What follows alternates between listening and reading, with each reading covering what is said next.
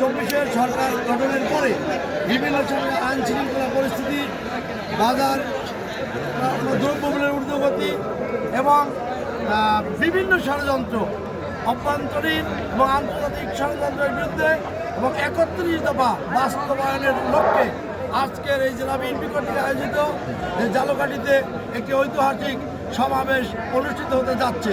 এই সমাবেশের অংশ হতেই তারেক রহমানের সেই 31 দফা বাস্তবায়নের জন্য তারেক রহমানের দিক নির্দেশনা মতো এই 31 দফা বাস্তবায়নের জন্য ঝালকাঠি জেলা স্বেচ্ছাসেবক দলের প্রত্যেকটি কর্মী, সমর্থক সবাই।